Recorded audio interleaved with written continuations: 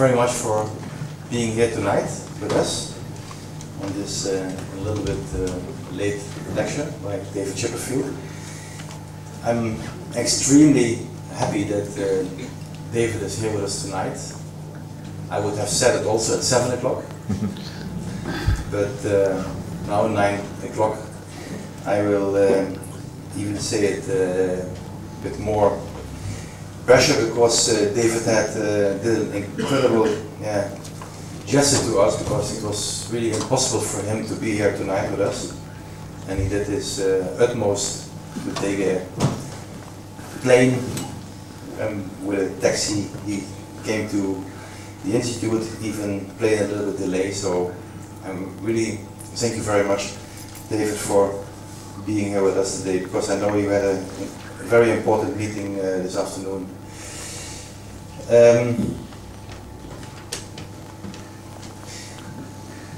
When I say one sentence about myself, then I introduce David.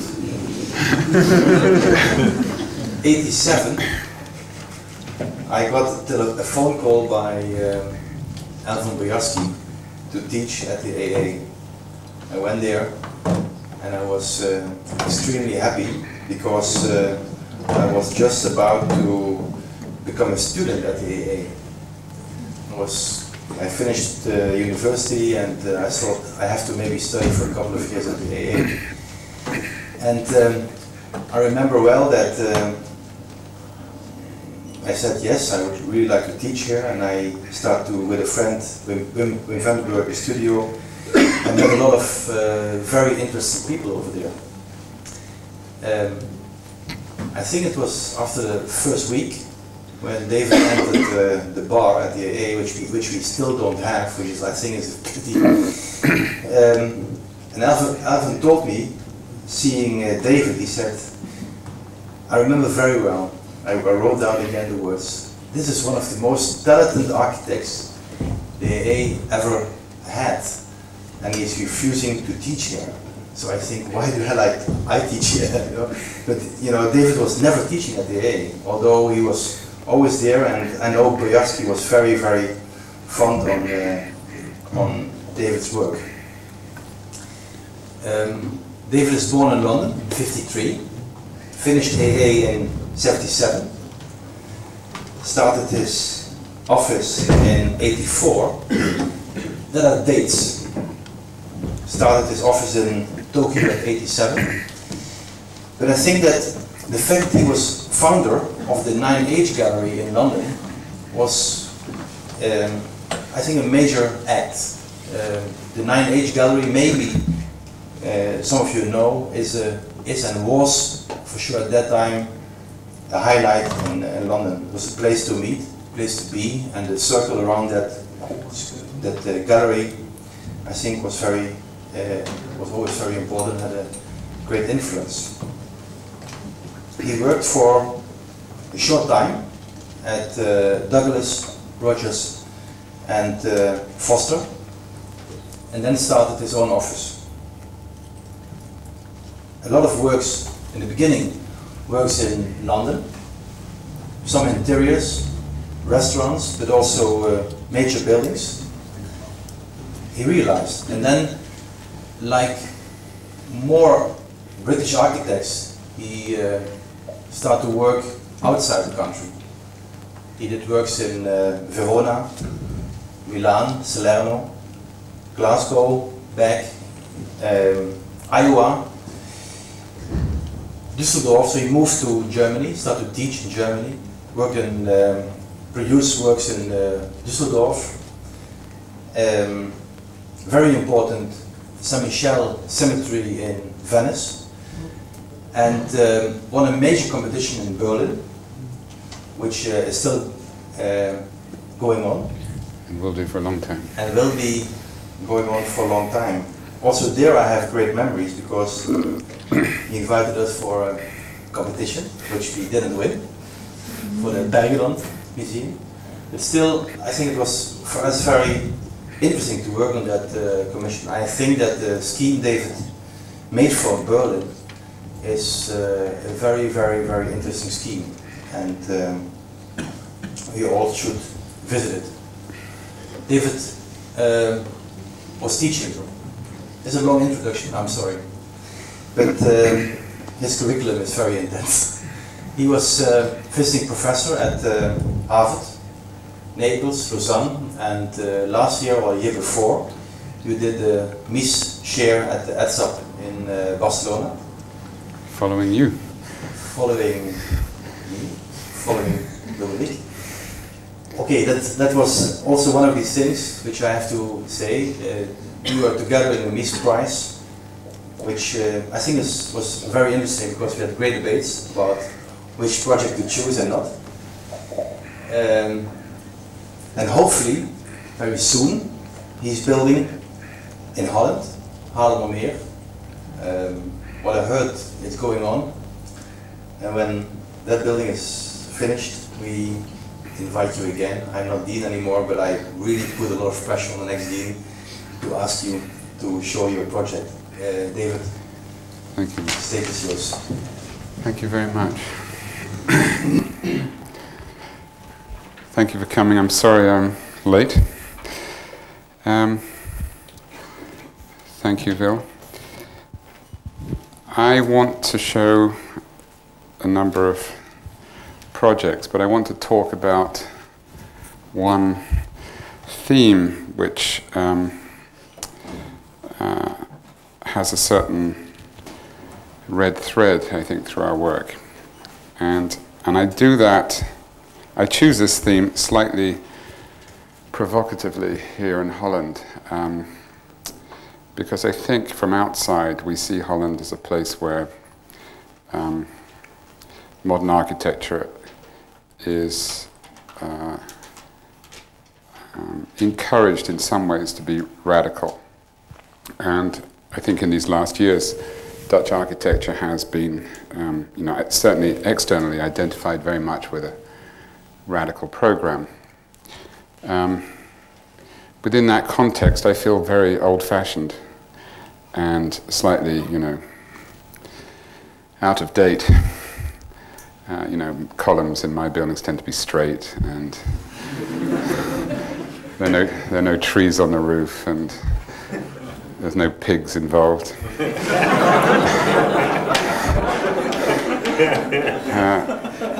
So I feel very, very old-fashioned. So I think it's important I explain why I'm so old-fashioned. And very briefly, I think the context that we found ourselves in at the end of the 20th century was, I think, a very fascinating one. If you think that the modern movement was a radical program, and that the beginning of the 20th century, all of the artistic movements intellectually were interested with the idea of disjunction. There was a desire to break. And the watershed probably was the First World War, where socially things had changed, and artists, sculptors, architects saw this watershed, and there was, therefore, the foundation of the modern movement was very much the notion of disjunction, of breaking with the past. That exciting break, one had the feeling, when I was at college in the 1970s, you had the feeling that the energy of that radicalism had somehow been worn out. And when I was at the AA, there was a very extraordinary event, which was the exhibition of the Beaux-Arts. There was a whole 2-week, I think Boyovsky organized it. And we had Henry Russell Hitchcock, one of the founding fathers of the modern movement, talking and giving a lecture about La Brouste and the Beaux-Arts. Because, why? Because by that point, everybody felt that the modern program had somehow run out of steam, and in some ways, that notion of disjunction, the idea of breaking away from history, getting rid of any symbols of history, had somehow alienated architecture. And it was an extraordinary thing to see the Smithsons, Henry Russell Hitchcock, all of these people talking about the Beaux-Arts, because the Beaux-Arts was a symbol of, you know, architecture which spoke, I suppose, architecture which was covered, decorated with, you know, linguistic, you know, attempts to communicate. And this was a sort of critique of the modern movement, and in a way was very much the birth of postmodernism. I mean, it coincided exactly with that period. Postmodernism, in a way, effectively killed off of that rethinking, because I think very, very soon we realized the limits of trying to redecorate modern architecture. So the pendulum had swung, it swung back again, and by the sort of 80s and 90s, and I think it's a generation that Will and I, you know, sit in, there was a whole generation of architects in Europe who were, again, passionate modernists, but modernists which had less of a, you know, an obsession or an ideological radicalism to diminish the past. In fact, the selection of context, both physical, geographical, cultural, became something that now could be included in architecture. And I think that was an extraordinary, you know, energizing of architecture. And whether that was the architects, you know, slightly in front of us, like César, Monet, people like that, I think that was, they were showing that the pendulum didn't have to swing back to postmodernism, but modernism could attempt to communicate a bit more than the international style. Can I have the first slides? Do I do something? Oh yes, probably I do it. Do I? That's a relief. Oh, I do something. Okay.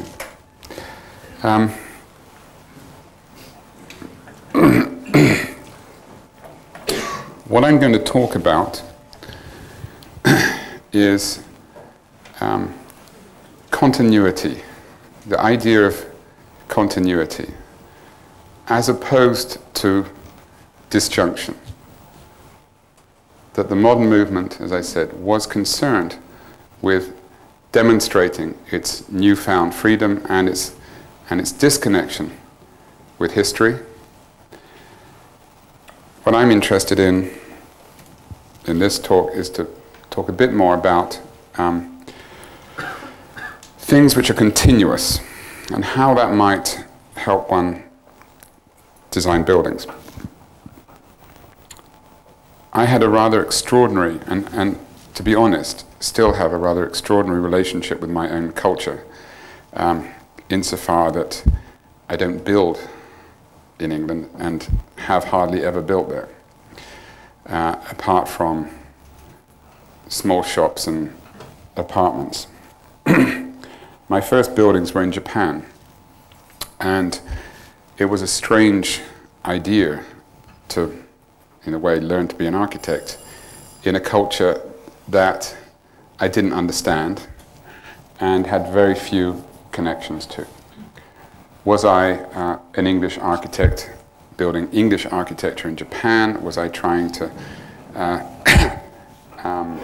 understand, you know, what contemporary Japanese architects were doing and be part of that dialogue? To be honest, it was a sort of very frightening placement. What luck, I mean, in a way, it was my luck to become friendly with Ando Tadao, and our luck that he had also, in this way of you know, reinforming modernism, started a type of architecture in Japan which was very enthused by traditional Japanese architecture, specifically the idea of making space and using the relationship between inside and outside spaces. That's particularly important because the other thing one has to say about Japan is that the context of the city is nearly irrelevant. There is very little notion of a sort of the city as some sort of corpus. The street is a public space, but it's not a formed public space. There's not, in Tokyo, there's not one formal public space apart from those spaces that are related to the temples or the palace. There isn't a sort of formed streets that we would have had we had in the 18th, 19th century, or squares or things like that. Public space is actually something sort of outside of the individual acts, and therefore architecture is sort of internalized. So you couldn't even contextualize your building. It's very difficult to contextualize your building. How do you relate to a couple of small buildings, which and a paddy field in the middle of Kyoto, especially on the basis that those buildings are going to be torn down in 3 years, and there's a continuous, energetic, rebuilding. So my first crisis was to be building in a place where there were very few physical clues, and therefore in Japan I became interested in the idea that maybe I couldn't take so much context from the ground, but maybe from tradition, and therefore the notion of within buildings making spaces externally just as important as internal spaces was a sort of tradition which I found appealing, not only as someone working in Japan, but as an architect anyway. It seemed to me to be somewhere. I did a number of small projects. This is a small house I did in England, and at the same time, and clearly that was influenced by this idea of making clearly modernist buildings, but at the same time using this partie of internal and external space. However, we all know that the house doesn't really confront large issue. I mean, it's in a way a very self-contained activity. The other crisis I found was when I came to build a larger building in England. It's the building on the right. I won something like 12, 13 years ago a competition to build a boat museum in one of the most conservative towns in England. The competition was not a design competition, it was an interview competition. And having won the commission, the problem immediately followed, which was how would you get permission to build a modern building in an ultra-conservative English town. I should also point out that this was 12, 13 years ago. This was when Prince Charles was absolutely waving the flag against modern architecture and somehow gave validation to all tendencies towards nostalgia and the English dislike of modern things. The problem, therefore, was how to do... I'm just going to try this slide because I can't remember where The problem, therefore, was how to make a modern building in a very reactionary and conservative place. It took us 2 years just to get the permission to do the building. Not from the point of view of building permit or volumetric, but in terms of aesthetic control.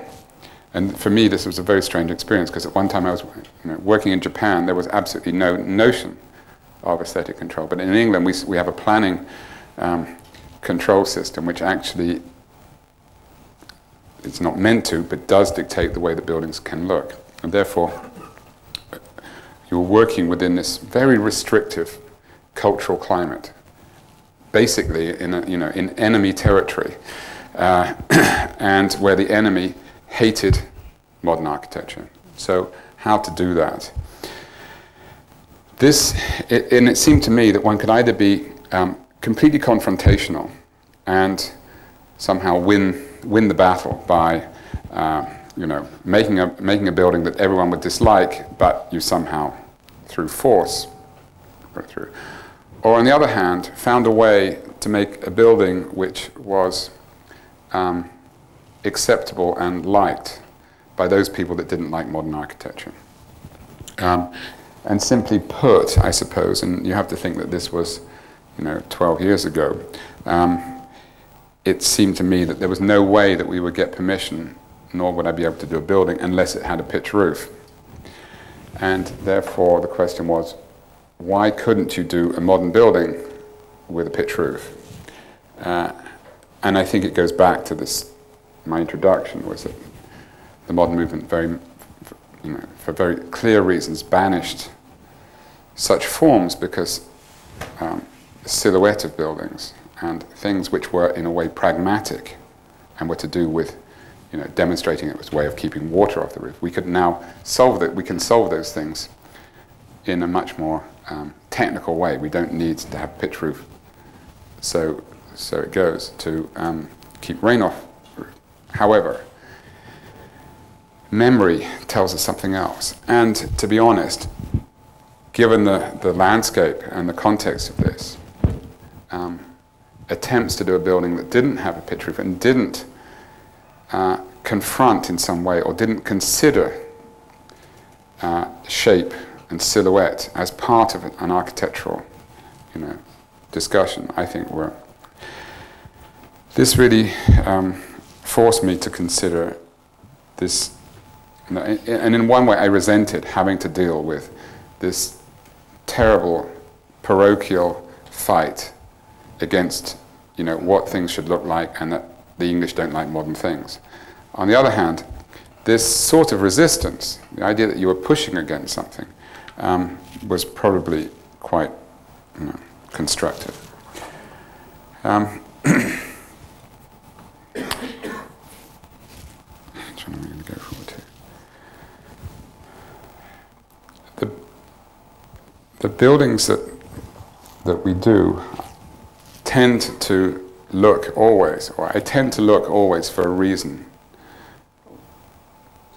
as to why this building might be something else. What could this building be about? The right is a small house we did in Berlin, and it came out of a decision to build from brick. And once we decided to build from brick, then the question was, how do you make a building out of brick, and how do you really use brick in a way that manifests itself as a material? On the flip side, this was a project we did in Düsseldorf, and it was in the docks in Düsseldorf, and it was a project to build artist studios. And what was happening in Düsseldorf was that the old warehouses were being knocked down. This type of heavy, dirty warehouse, which in a way gives the texture and quality to the docks. They're being knocked down, and glass buildings of not bad quality are being put up. We saw this in London. I mean, we destroyed our docks before anybody else did. So we led the world in destroying docklands. And one of the ways that we did it was literally to lose texture, to knock down buildings that had a certain strength and replace them with glass buildings that could have been, or an office building that could be next to the airport. So I said to the client that I wanted to try and do a sort of dirty building that tried to maintain that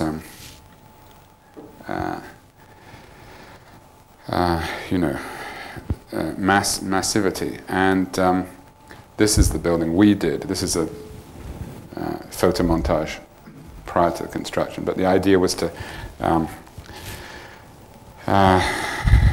satisfy the desire for, you know, large windows and views and light on the one hand, with these sort of large double height spaces. These were artist studios, so they're sort of Corbusian lofts. And then on the other hand, make a facade which was very closed and reminiscent in its. So that was the sort of section. So these are, each one is a studio with a mezzanine. And then this is a concrete element sitting on two columns with these tiny windows.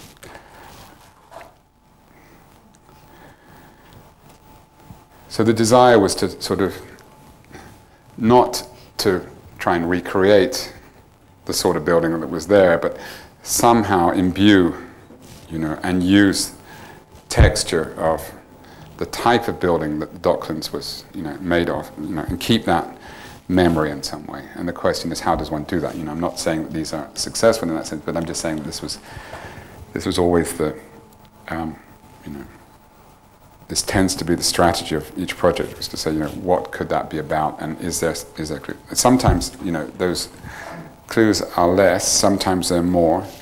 This is, we're building a house, we're building this house, it's nearly finished, but I didn't have photographs yet. This is a photo montage. It's a small fishing village in northwest Spain, and there was an empty piece here between a 4-story building and a 2.5-story building. What's interesting is that although this is a completely haphazard and rather, you know, ad hoc collection of buildings, you know, most of which are illegally added onto, or, you know, it accidentally forms a sort of elevation of this village to the sea, and therefore to place a building in here was not an innocent act. You know, you were placing a building not in a free site, but within, you know, a building which was going that long. Paradoxically, of course, this is a holiday house. We want to build a holiday house where we want to, you know, enjoy being at the sea. Fishermen, when they come home from fishing, don't want to look at the sea. They're not interested in the sea anymore. They've had enough of the sea. So they have tiny little windows. One of these houses has no windows to the sea. And there's a long tradition of buildings facing away from, you know, weather, from the sea. We've now got a romantic idea of the sea, but, you know, if you spent 4 months out there, the last thing you want to do that. So the question in this context was how to somehow, you know, fit into this, or how to use the context, and yet, you know, turn the problem around. Also, the geometry of the site is very peculiar. It's all at angles, and at first I sort of tried to resist this and make something quite pure. In the end, I just gave up and sort of took every line I possibly could and included those lines. You know, used the variation, used the ad hoc and accidental to somehow do that. And secondly, I sort of carried this sort of small window architecture over through our building as a sort of, like a bridge. And underneath that bridge sits in a slightly more framed, you know, and slightly less questioning way to the whole context, the sort of the big window.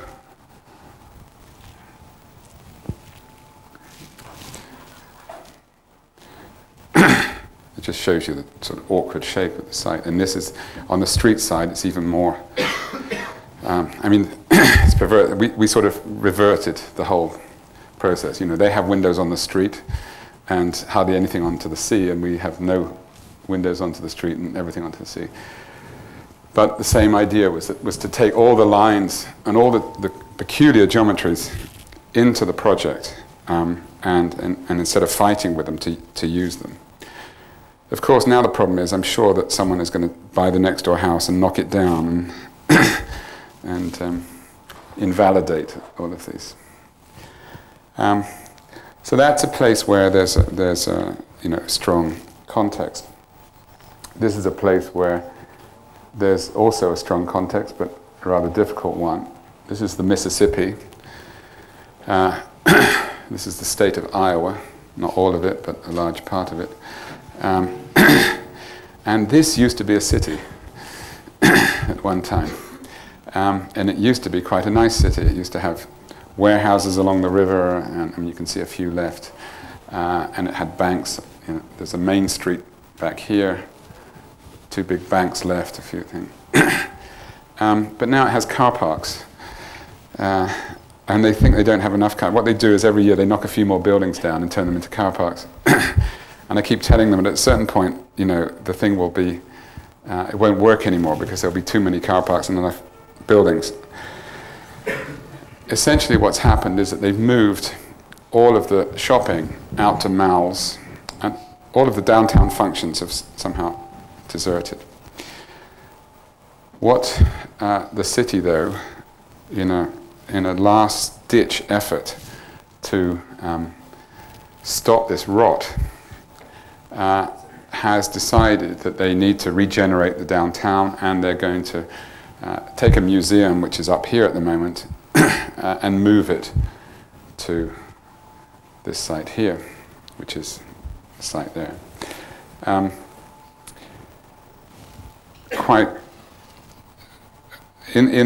been working on this for a number of years, partly because the project started off on this site. That's what we own. The floodplain, the Mississippi floods, the 100-year flood mark is somewhere like there. But given it's happened 3 times in the last 9 years, so they're having to rethink what is a 100-year flood. But every year it's flooded up to about here. So that's another reason why this area doesn't get built on, and it's a convenient parking. We had an original site out of the floodplain, and then after we finished the design of the project, they decided to buy this piece of land instead. So we're now doing a building here in the floodplain. They imagined that we could just move the building. Anyway, in the discussions I've had with the city, provocatively in the last few years, at certain points I've said to them, well, why don't you just finish the job? Why do you need a city? Why don't you just knock everything down? Because, that's what's happened, that's what's happening. Why do you romantically, try and recreate the city? And it is very much a romantic attachment to the idea, because if you polemic like that and say, okay, actually, everyone lives out here and everyone's happy out there. You can go to drop off your dry cleaning. All the good restaurants are out there. There's not one. Well, there's one restaurant in here. Well, no, not quite true. Three or four, but but there's an incredible desire to somehow remake their city, and I think that's quite sweet. When we did a competition, we won it through competition, and at the competition stage, I presented them with two ideas. They're obsessed with the idea that this is a landmark, because part of regeneration means that they want something which is visible and a clear mark. And so we presented 2 museum concepts. One, a landmark which would stand up, and you could see it from Chicago probably, but very a rather perverse way of organizing a museum, because you're the way of getting light into them. And on the other hand, a much more classic idea, given that we've got such a big site potentially, of public space at the bottom. This is possibly the flood, car parking and stuff like that, getting you out of the floodplain, a public level, and then all the galleries.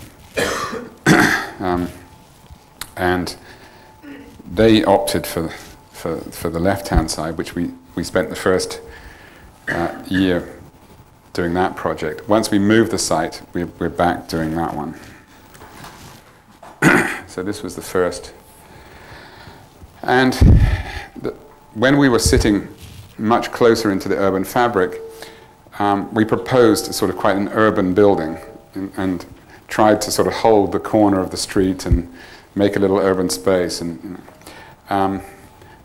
the idea was it was aluminium, and I was quite fond of the project, but then when they moved it, we decided the context what's happening there? Required something else. Okay. Now what we have is a building which sits,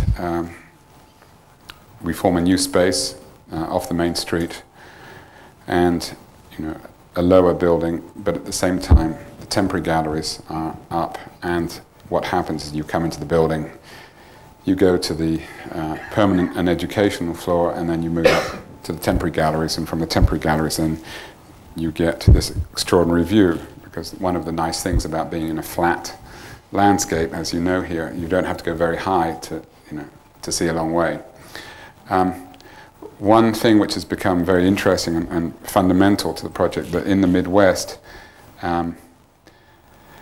partly out of necessity, because the collections they have in these museums are not of the highest quality, but also out of the fact that the museum is potentially a sort of cultural meeting place. There's an enormous program of education. There are the painting studios for children, schools, and for evening classes are about the same amount of floor area as the permanent galleries. There's an auditorium for 150 people, so it's much more of a sort of cultural centre than it is a museum. No, I don't know what's happened to that. Can you all bend down and then you can... can you? No, I won't do it. All right. I'll try. Maybe I'll just go flick it forward and then go back again.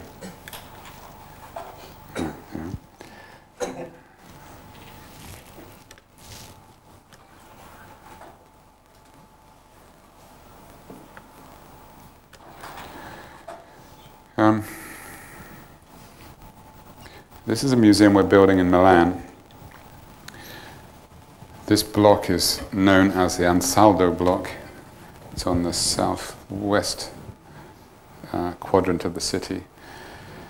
It's known as the Ansaldo because it was owned by a company that built trams, an engineering company that built trams and railways and buses and things like that. I think they went bankrupt in the 60s. The city inherited this block. It's a large industrial block. You can see that it's full of sheds and industrial buildings.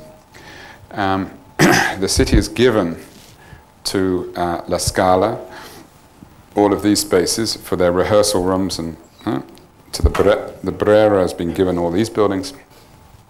And this building here is to be converted into an archaeological museum, and there was a competition to do the project for that and to build a new building as an ethnographic museum inside the courtyards. My feeling was that, the competition sort of tried to provoke an idea about how would a museum represent itself. I was interested in the fact that Milan is a rather closed, secret city, and I rather enjoyed the idea of the fact that this was a building which was secreted into the block. The building is made up of a series of closed volumes, rather consistent and rather continuous with the industrial sheds around it, and in the center is this large courtyard in a way.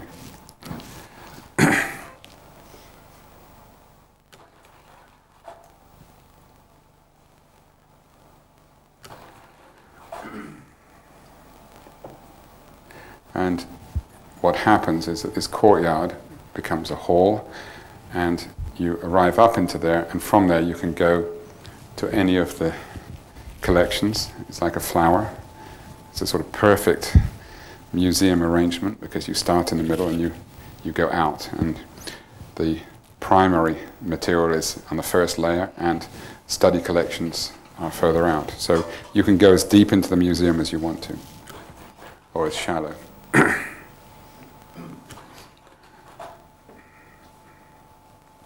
You arrive up, all the bookshop tickets and all of those things, you arrive up into this courtyard, lantern.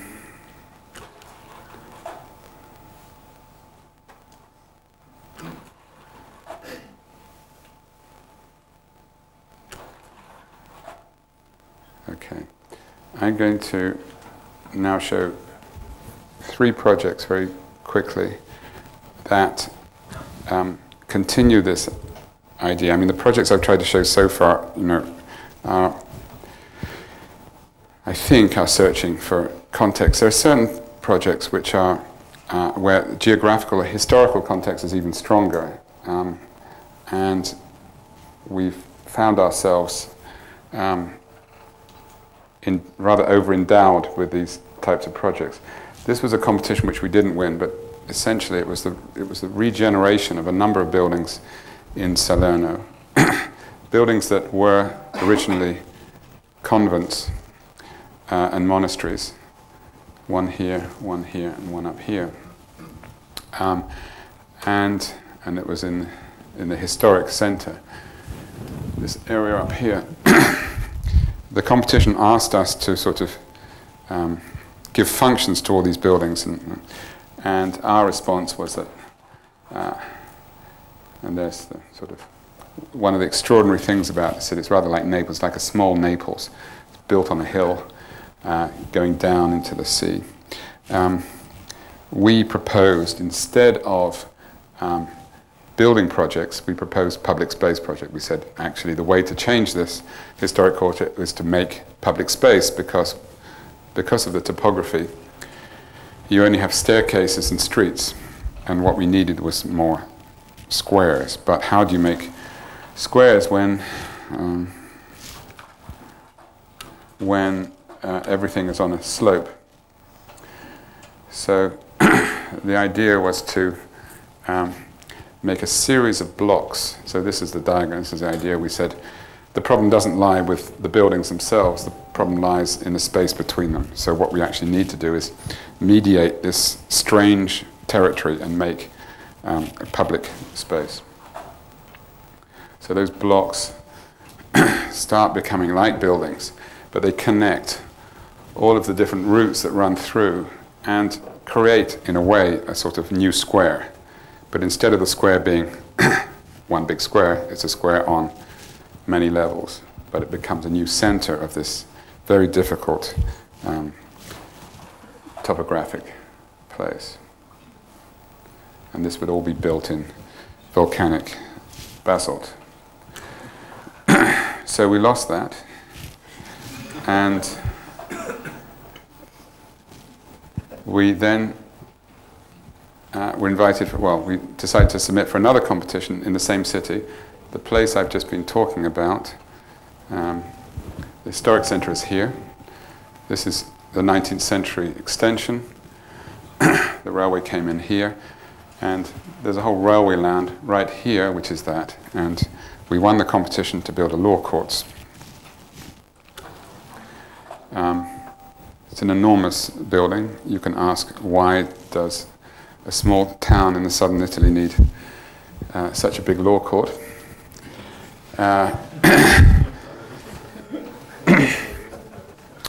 The reason I think we won the competition was that the way that we phrased the question asked to us was that, what should a law court look like?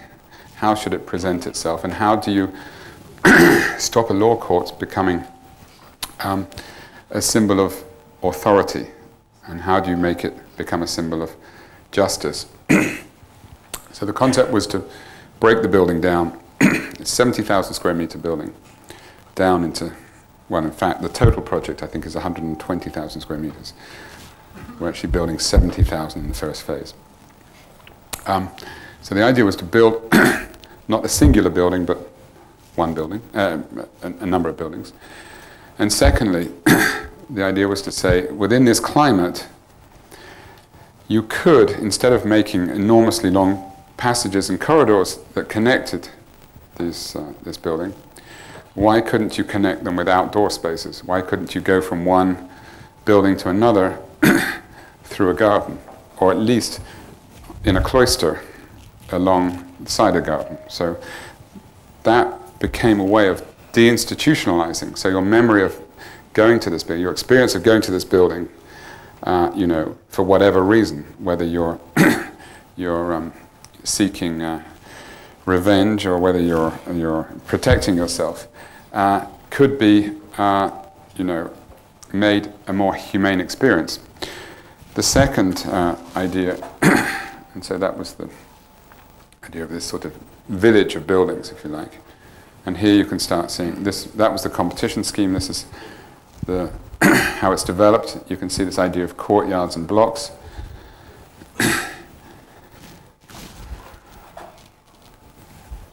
This is the courtyard structure. There's the block structure. There is a connection at the upper level for the judges to go through, but at the ground level, as a visitor, you effectively enter a courtyard, go through, go along that courtyard, go through here, go along another courtyard.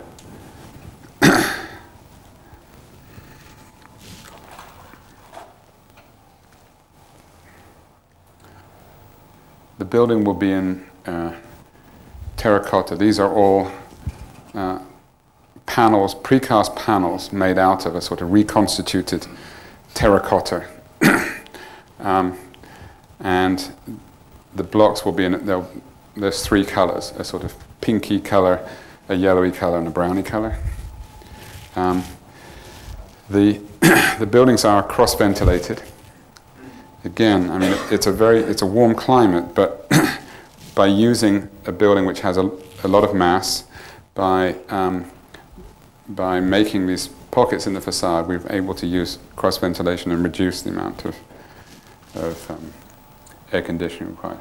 So the building's been an attempt to, you know, in this case, localize it both in terms of its material and its form, because it will be the largest public building in the city, and that's the other idea, which is to say, well, given that it's very difficult to make public space in a city like this because of the way that one can or cannot police it,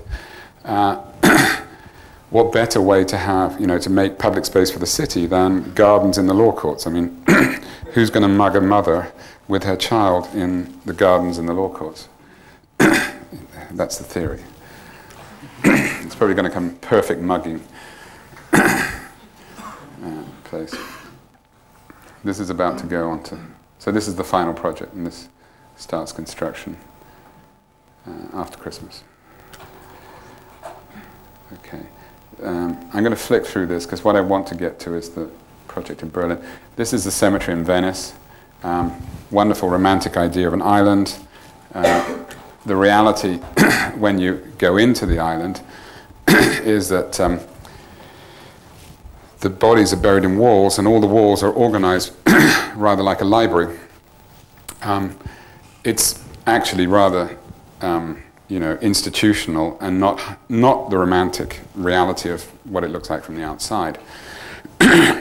We won the competition. The competition was to complete this quadrant and build a new island. And our concept was to say, well, instead of burying the bones in sort of library stacks, so you're looking for your grandmother and you're going along, all of these walls to just see, trying to remember. You know, it's a fantastic architectural opportunity just building walls. So why do you have to build walls mechanically in a series? Why can't you use those walls and make space, make spaces? So the idea was to make, courtyards. So to, you know, it's a very simple. It's not rocket science. Just so instead of doing everything parallel, just sort of move them around and say, well, can't you put them around, and then instead of looking for your grandmother in that way, all of a sudden, you know, she's in the courtyard where the lemon trees are, or something. That was the competition idea. When we developed it after the competition, we realized that proportions of the courtyards were too big, and we actually, to be honest, we needed more walls. So what was one courtyard became more like a sort of Pompeian house, sort of 4 rooms or 4 courtyards. And that's the final scheme just about. So you get this.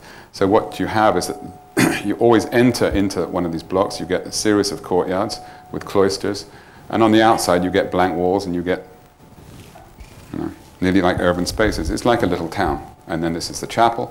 These are all the industrial bits don't want to know about. Yeah.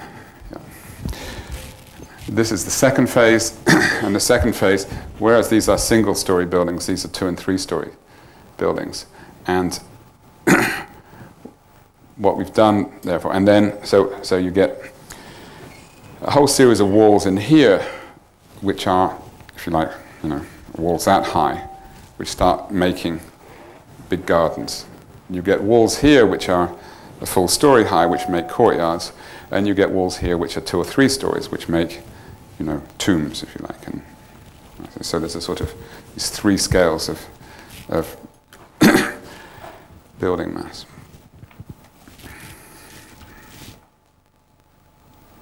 This is not. There will be a chapel here, which we haven't designed yet. This is a sort of diagram of the chapel. It won't be like that, but this is showing you this idea of stone, just a series of stone walls and courtyards. Okay, I'm going to talk now very briefly about a project which consumes me, and I'm sort of surprised how fascinating it is, to be honest. This is it's a very early photograph, post First World War. Schinkel's Altes Museum, Schinkel's Schlossbrücke, Lustgarten, Unter den Linden, part of Schinkel's Packhof buildings along the river, the Kupfergraben, and Stuller's addition, in a way, to Neues Museum, to Altes Museum, the Neues Museum. This is the Neues Museum. All of the buildings of the museum on island were bombed during the war. And the museum on island comprises of Altes, which we've just seen, the bombed Neues Museum, still bombed, the National Gallery, the Pergamon, and the Bode. So there's 5 buildings. All of the other buildings were reconstructed by the GDR to varying levels of success and quality. In fact, last weekend, the National Gallery, building here, opened again because it's just been reconstructed and the collections have been put back together. So it's reconstructed the 2nd time since the war. Strangely, the Neues Museum has remained a ruin since 1944, 45. So it's nearly spent as much of its life as a ruin as it did as a building. We won the competition to rebuild the building, and consequently we've become appointed as the master planners of the whole museum island. The damage to the building is of varying levels. It's been stabilized in the intervening years. Things like this have been built incorrectly out of the wrong type of brick, but it was an attempt to stabilize the building. The GDR were slowly restoring the building, but hadn't got very far by 1989 when the wall came down, and the decision was then made to bring back all the archaeological collections onto Museum Island. When I started this project, I thought it was going to be a difficult project of, patching up a building, putting a building together. The more time that we've spent, which is now nearly 4 years, I've started to sort of fall in love with this extraordinary ruin. Ruins are often better than buildings, and because they have more reality in a way. They have nothing, they are the bones, the things which are somehow uncovered, and they're there's a certain basic quality to them. The damage that's been done to the building is of varying degrees. This is a complete quadrant of the building which is missing. So there's a whole wing missing here. This used to be the Egyptian courtyard. That was a wall of a courtyard which is now completely exposed. Other areas massively damaged. In fact, this was a GDR sort of patching together, but essentially it's not too bad. So the first idea is what to do with the building, what to do with the missing bits, and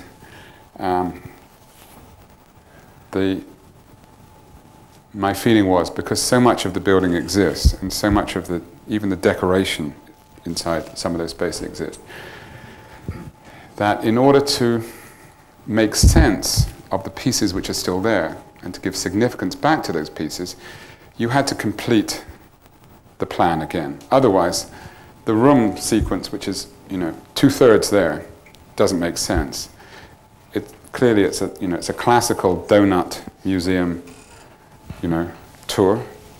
So it was, in my opinion, fundamental to complete that sequence of rooms, and therefore complete those 2 blocks. And I saw it rather like a sort of, if you have a Greek vase and all these fragments, if you put them all on the table, they're just lots of fragments of a Greek vase. If you put them back together and put them into a sort of white form, and the white is the missing bits, if you like, all of a sudden you've, in a way, given significance back, and you can understand, what those fragments were part of. The question is, in the Greek vase, correctly, I think you always leave that body white. You don't try and join the lines up and paint in what you think used to be there, because at that point you've cheapened the authentic material. So the challenge on this project has been to maintain the fragments, to give sense to the fragments, to give the sense of that by putting back, in a way, the significance of the building, but at the same time stopping well short of a traditional reconstruction of the building. We've refused to do painted ceilings and all of that gilting and all of those things which would put the building back to looking like it was, a building, when it was first built. And this shows you the extent of the problem. Here's Stüller's amazing staircase, one of the great spaces of Berlin, before the war, after the war. That's all that's left. But, things around it are there. So what do we do with the staircase hall? We tried all sorts of versions, and you have to always go back to the original idea. Stüller made a hall which doesn't go all the way to the ground. It starts at the first floor. And there was a very precise idea of this space. And when we examined alternatives to this, we found that all the alternatives became, didn't justify the room. So again, it was one of these situations where so much existed of the existing space that it was stupid to resist giving it sense again, because this is a sort of promenade by which you experience this extraordinary room. You've come up here and you go through there. However, what this tries to show is that we will not replaster the wall. We won't sort of try and recreate. And we do have evidence of all the mouldings. We could do it. We even have the original cartoons of the frescoes that were up here, or the paintings that were up here. But we want to keep this as a sort of memory of the ruin, the texture of the ruin. And similarly, while this is a silhouette, if you like, of Stüller's original plan and staircase, there is no decorative detail. It's all done in precast concrete elements with absolute minimal detailing, so that there's a sort of very clear contrast between the new pieces and the old piece. But on the other hand, we're not interested in demonstrating this, what I called before, this idea of disjunction. I mean, I'm not embarrassed by following Stüller's plan. We did hundreds of schemes to look at completely new types of staircases and, in a way, enjoying the new possibility of this ruined space as a sort of polemical exercise. And every time we did it, they didn't locate with the building. So, I mean, we spent a year designing this staircase in sort of public debate, and it became one of the major discussions of the museum island.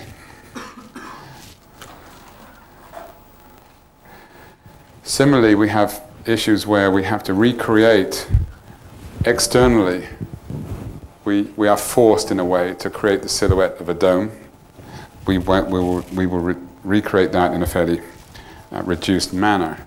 However, having got an external dome, it obliges us, in a way, to make an internal space. This is a piece of the building completely missing. So this is an element of the building missing. There was a wonderful dome space. So we have to make a new dome. So the question is, how, again, how do you make a modern dome space? The reason to make the dome space is to be a bridge, an intellectual, formal bridge between the silhouette of the building, the memory of how the building was, and your new idea. So this is an equivalent of the staircase. Again, this is a sort of concrete, seamless concrete space, sort of round space on a square, but a very sort of plastic dome. Another piece of the project completely missing, the Egyptian courtyard. This is our intervention in the Egyptian courtyard. The missing wing, there's a complete missing wing. This is the project to rebuild it. We're trying it's not a rebuilding of what was there. However, if you can imagine that you're walking through a ruin, you have this extraordinary, texture of the ruined building. Some places highly decorated, some places not, but Stüller's, very strong building. We didn't therefore want to walk into the new wing and it to become a sort of plasterboard, white gallery space. It didn't seem to us texturally correct. So we've used the same concrete material. So all of the new pieces in the building, everything is made out of precast concrete elements. It's sort of very light grey concrete. Stüller, in his original building, the ceilings are highly articulated. So we've used a beam system, we've got a plank system, the air's coming through here, so we've done a sort of modern version of a sort of articulated structure, not necessarily to do with problems of holding floors up, but also to do with bringing air in. So you get, there's an idea of continuity, both with certain ideas of Stüller's fascination with construction, and just more loosely in terms of texture. Another part of the project, which is probably one of the most difficult, are the rooms where a large amount of decoration still exists. So this is on the opposite side. This is the east side of the building. The wing I just showed you was on the west side, effectively.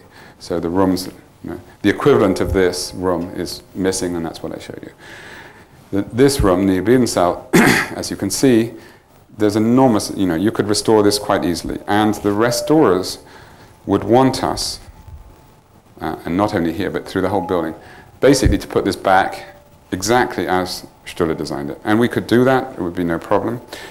The lobby, I mean, the expectation has always been, and that's what they've just done at the National Gallery, basically to do a reinterpretation, that you walk in and you feel it's Stuller's just finished.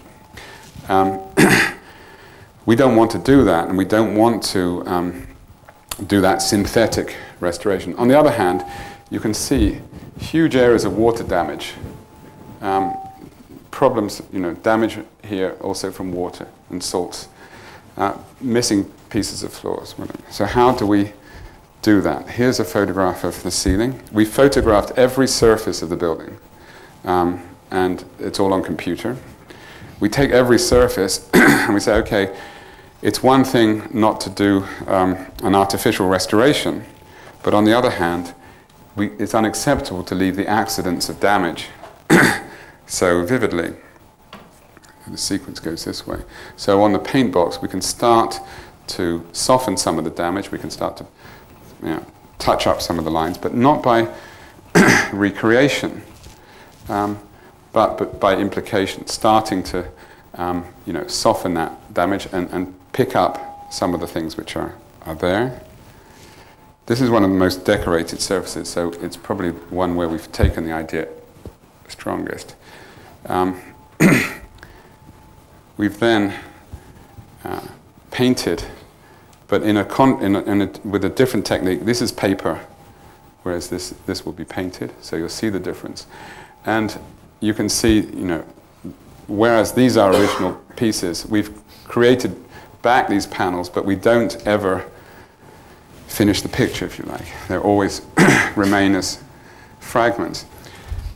This is an example where we've gone further than we want. Sometimes there are 20 images in this sequence, and we get to this point, we say, no, we've gone too far, and actually we prefer something like that, where you can still see the trace of the damage. You can see that difference.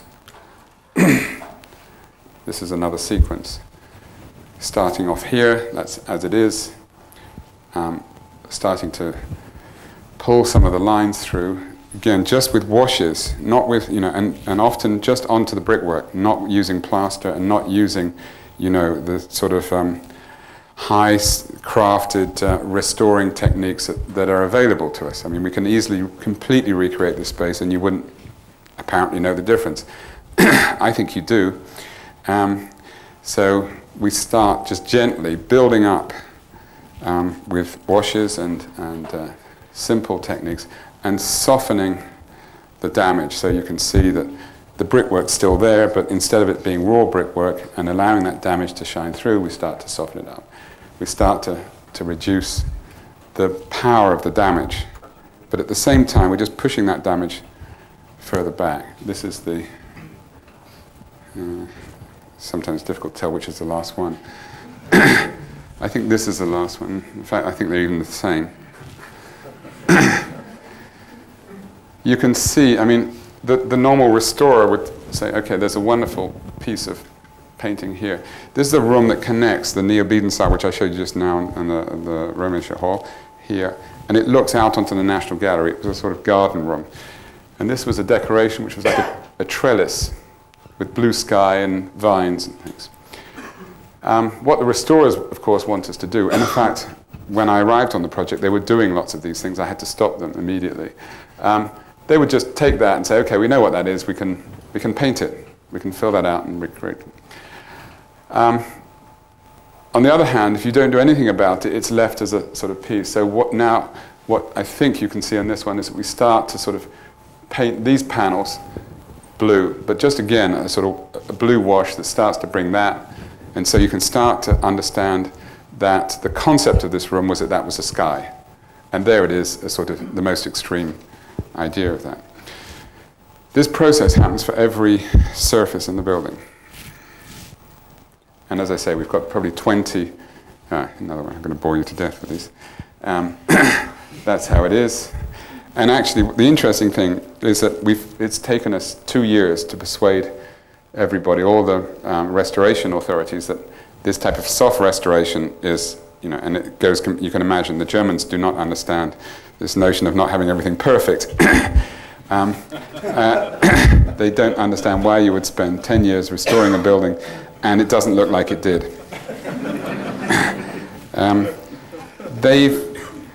All the restoration lobbies, and I have to present, and I have presented to all the important conservation bodies in Germany, and they've sort of gone along with it. Certainly on the inside. When it comes to the outside, people have a problem because of that thing I've just said. Here it is at the moment, it's the front door. As an example, before we got there, they've completely restored this frieze. So we have to break this again, because I said, well, how is it possible that the building's been bombed and this compass still exists? Half the building's missing, and yet this guy's still got a sharp compass. The compass is the first thing that goes. I mean, you lose that 10 years after you built the building. So there's a complete misunderstanding of, that. So part of our bringing the building up is also taking some of these things away, much to their upset. Again, this is the last one, I think.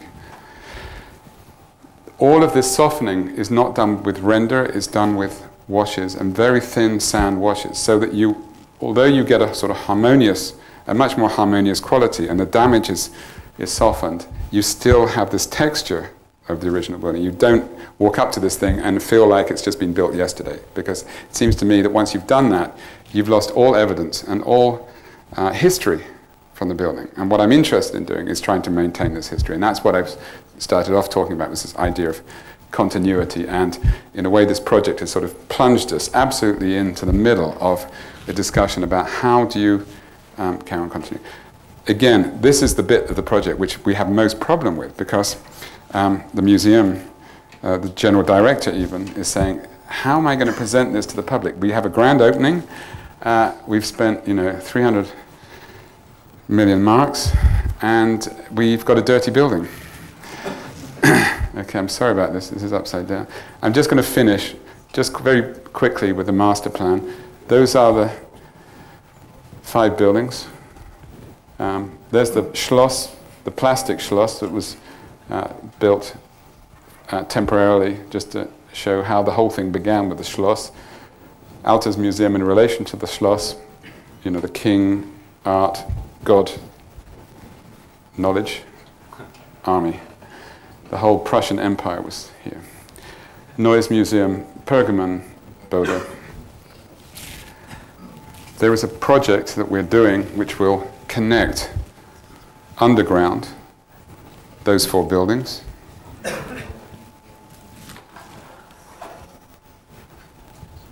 That is the project. We can't connect them above ground. There's a railway running here. There is an extraordinary predicament. Will referred to the competition about the Pergamon. Will was shortlisted for that, to reconsider how the Pergamon could be brought into this complex, because what happened, Altes Museum was built facing the Schloss. Neues Museum was built as an extension to that, in a way. And the National Gallery was built also in relationship to the Schloss and the Lustgarten. Those 3 buildings were an ensemble, and built within 80 years of each other, 60 years of each other.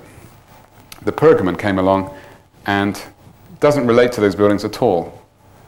It's like someone sitting in a living room in an armchair, with his head out of the window, because you have the body of this guest, but he actually doesn't have you can't enter from here at all. So although this building is next to that one, there's no entrance. You have to go off the island and come into here. So these 2 buildings are disconnected, and that's why we need this link. We also need this link because museums are now not only, places of academia and research, they are tourist destinations. So we're going to expect an enormous number of people coming here, especially the Pergamon. Pergamon's a major destination. I can just stay on there. So there will be a route connecting all the buildings, and there will be a new entrance for mass tourism and for infrastructure. You will, however, be able to go. We don't make the mistake of the Louvre, where you go, everyone goes in through one thing. You can go through the front door of every building, as you could historically, plus there's another front door. And that front door is a building here, which is called the New Entrance Building, very romantically, but I think we're going to try and think of another name for it. And it is an entrance. It brings people down into that route. It's also temporary galleries. The whole top floor is temporary galleries. And it's infrastructure. It's auditoriums, cafes, bookshops, and those things. So we're adding a new building in this unbelievably sensitive historic site. What I said before, here's the Lustgarten. Schinkel's fantastic facade to the Lustgarten. The National Gallery, which is also, waving, as it were, to the down here around the side. Noise Museum here, and our building tries also to pick up that. In the process, we restructure the river.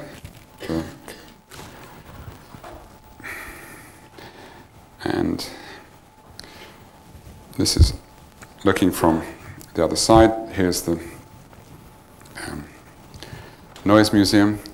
The building has to remain low so this view can be maintained. So that this is the site or partly the site of Schinkel's Packhoff building. So there was we don't have a big fight about the idea that there should be a building there.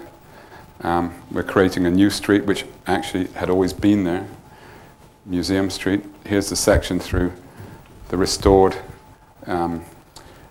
Noise Museum. Here's the section through the new entrance building. The idea is to do it in glass,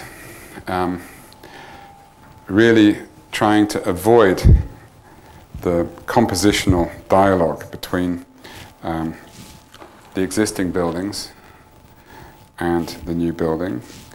Also, that the building contains an enormous combination of different things. So we had a problem about how to, in a way, simplify the expression of the building. It seems to me that it's a sort of pavilion-like building, and we wanted to have this sort of singular representation on the outside.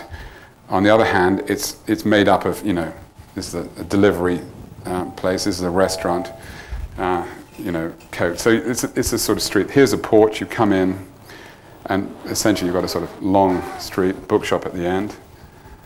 This is taking you down. This staircase, part of that, is taking you up to the temporary galleries, cafes here. And this is another door which takes you out, and you can go straight into Noise Museum if you want. So it's a building where you can progress down. So this is the stair that brings you down into the beginning of the archaeological promenade. Or you can just visit it and go wherever you want. I'm sorry, these slides are on the side. But it's a sort of double skin. Essentially, there's a sort of external skin made up of an obscure glass and then bronze, 60 by 60 solid section of brass, in fact. Sorry about that. Well, that's the last slide. A very good one to end. Yeah, stupid. That's. Can you see that? This is looking at it upside down from the Lustgarten. There's a sort of giant door. I'm sorry. There's Schinkel's facade. So that's one. That's the gateway into this thing. And this is the new river edge that we formed. So the building this is the weakest part of the island at the moment. All the rest of the northern side of the island, the buildings go down into the water. So I think that's the last slide. Yeah, I can finish that. I mean, the theme that I tried to express from the beginning, and in the way probably concludes quite well. Is, I mean, and I'm not sure it's a coherent. I'm not trying to say there's any sort of manifesto here. All I'm trying to say is that, I mean, maybe for accidental reasons, we find ourselves, we do, our office, find ourselves working a lot with historical context and very strong physical context. And by the fact that also every project I do is outside my own culture, my own country, it's tended to make us think, probably more than most, about what it means to do that particular project in that particular place, both in terms of geography and in terms of history. Thank you very much.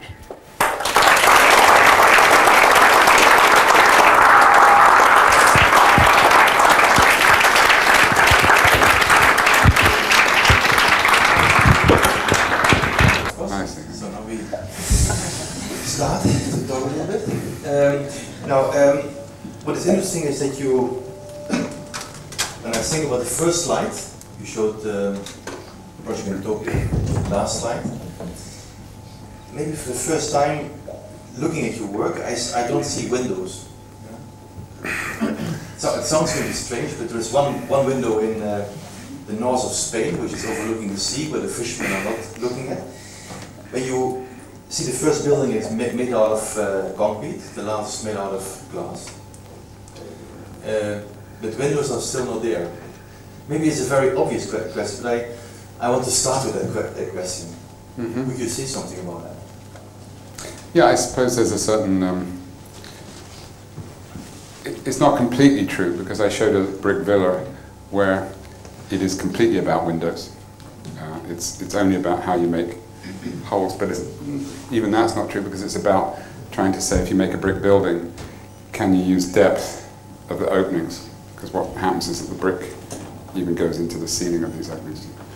I suppose that on some of the projects, there's a sort of there's a discomfort, if you like. I'm uncomfortable about placing windows. Yes, you're probably right. You know, a sort of traditional composition of window placement. And I suppose that's part of a bigger thing, which is that I'm nervous when a building gets too arty, that the decisions seem to be too artistic. Oh, let's make a big window here, and then let's have a cantilever here, and then have a small window or something. So there's a discomfort that, of course, those are all decisions we have to make all the time. And yet, if you take something like Salerno, you know, there's quite a few windows on Salerno, actually. 12 million of them. But you're right, they've been included in a sort of pattern. They've become enmeshed in a facade texture, which is to do with, you know, panel, window, panel, window, panel, window. And actually, the window is what you get left once you put these big blocks, because there's only two size blocks on the whole facade, and you get those gaps. But again, there's sort of a strange balance between trying to be compositional and not being arty. I mean, I think it's a terribly difficult. And I suppose the problem for me was that, you know, the sort of modern movement often, we got too compositional, too rhetorical. You know, so it's too demonstrative of language. And I suppose I'm sort of more frightened of, you know, I mean, the buildings I feel most comfortable about is when the language tends to somehow become secondary to concept and silhouette form. Maybe now I was thinking after your answer that I remember very well when we met per accident in Miami. Yeah, what were you doing in Miami in a bar? I don't know. I can tell a few stories here. I just the lecture with yes. traveling with my family. He was actually. No, I don't want to. He was. He was with his kids and his wife. Lecture, and what is happening here? I think I have to book into a hotel, and I go with my family in the hotel, and there's someone standing at the reception desk, and that's David Chipperfield, his wife, 2 children. And then he's telling me that he's building a very nice hotel next door. We went there, and I remember that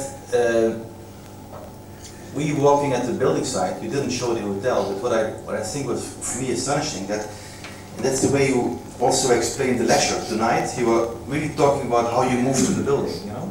And I think for me, the lecture and the way we walked through your hotel in Miami was quite interesting, because also there the window actually was part of the whole routing. It was part of the interior. It was the window was not designed as I have a facade that I do whatever, but the window is part of the routing. And yeah, maybe you could say a few words about that. I think what's the projects where we have integrated windows, and therefore, in my view, spaces, because it seems to me that the way that where I am comfortable about the placing of windows in that compositional way is when they're representative of space. So the Berlin villa, which I showed on that side, the placing of those windows are full size of each room. So every room has 3 walls and then a full glazed window. So you get the window as a consequence of the spatial and volumetric game. I think, and therefore I feel very comfortable about that, because it's integrated into a spatial sequence and a volumetric game. And also then it's a playing of volumes. The ground floor is 4 meters tall, the bedroom is 2.3. So, but it's not something you just experience by window, but you actually experience it by going through the building. So the smaller projects, the houses, you can play that game, because I think there's a very defined spatial program.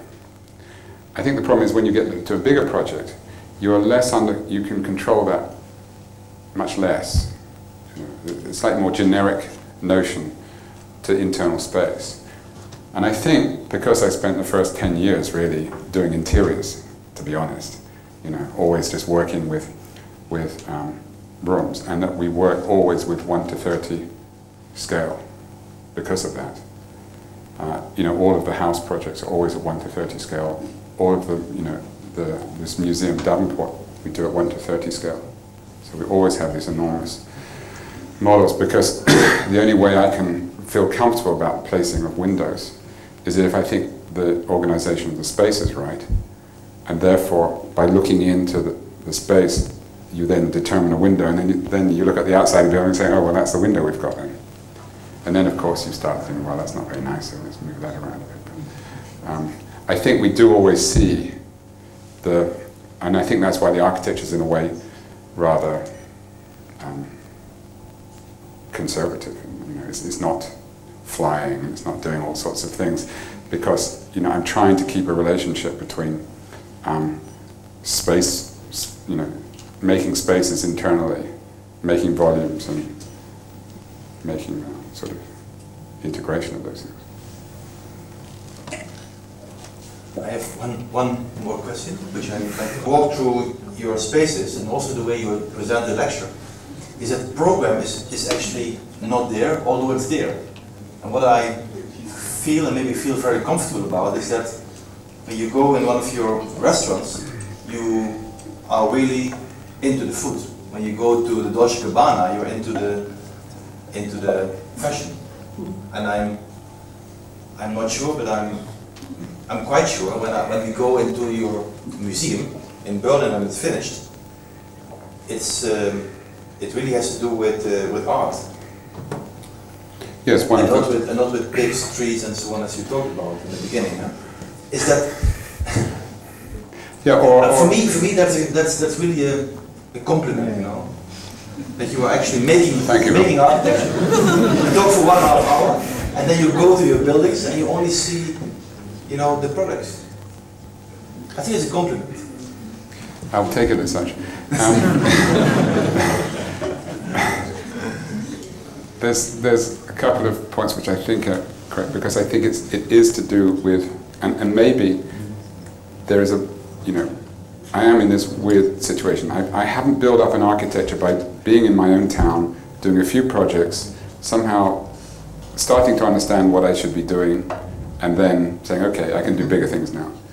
I ended up, and still do, I'm doing Dolce & Gabbana's house in one place, I'm doing a small extension for someone, I do a shop, someone's house in New York, we do houses, I'm doing shops, doing law courts, I'm doing, so there's always been this sort of ridiculous diversity. And it's made me think two things, I think. One is that you're right, program shouldn't be, I don't like the idea of saying, okay, so what is this? This is a law court, so now, what's very precise about law in terms of technical or functional? The idea of form follows function, I'm completely disinterested in. What I am interested in is the idea of, can you get form from purpose? So could you take a law course and by somehow breaking it to pieces say, well, what's wrong with a law course? I hate that thing where you go into a big public building. First of all, from the outside, it's up steps and it's got this, some sense of importance. And second, you've got all these corridors and you don't know where. So couldn't we break the mass? Couldn't the experience of going down, going through a building, not be negative from the point of view of just going down corridors, but by gardens? That seems to me to be an interpretation of program, but it's not, as it were, functionalist. It's not sort of saying, I've interpreted the program and say, I've understood, I've analyzed the program, I understand exactly the program, and I know that I'm completely unfashionable in this, because I think it's about opinion and judgment. I think it's what should a law courts be like. For the new entrance building, one of the problems about these new cultural spaces, and especially foyers and these spaces, what's the difference? They look like railway stations, or airports. The Pays Louvre, place. You go down, it's fantastic, but it's a bit too much like an airport. So how can you make a building? How can that new entrance building? And that's why it's we had a lot of criticism of it because it's not open enough.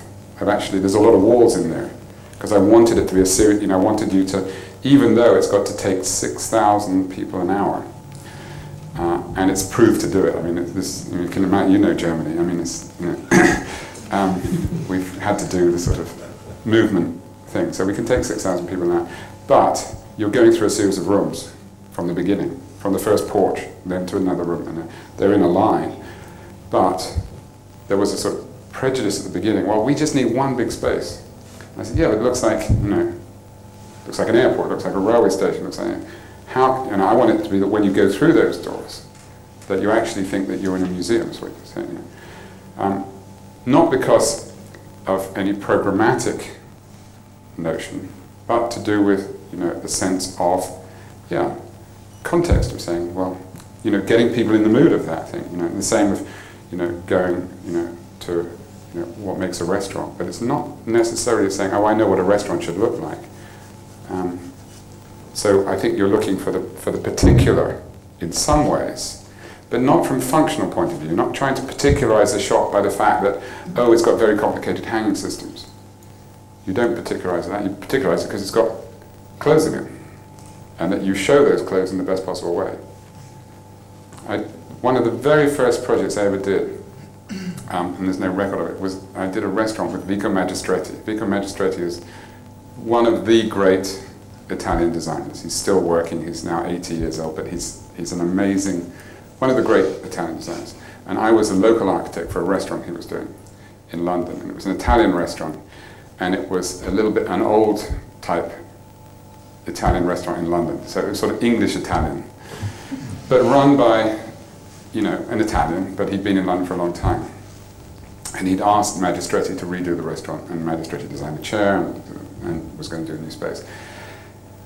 Anyway, we all sat to lunch with the owner, and he said to this guy, until you change the food, I'm not going to do your restaurant. He said, until you change the knife and fork, I'm not going to do your restaurant. Until you change the tablecloth, I'm not going to do the restaurant, because it begins with a plate, the food that's on it, the wine, and the tablecloth.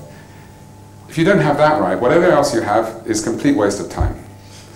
If you can get all of that right, then it's worth having a bit more. Maybe a nice floor, maybe, you know, some nice painting on the wall. But it was such a wonderful, you know, this sort of maestro, just being so rude. It's a shit.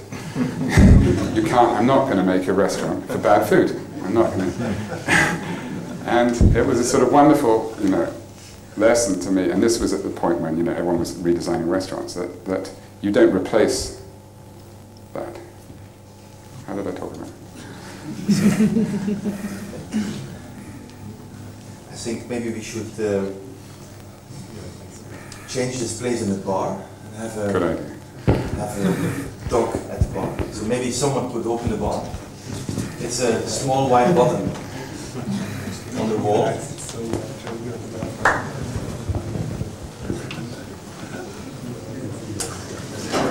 And we thank David very much for this.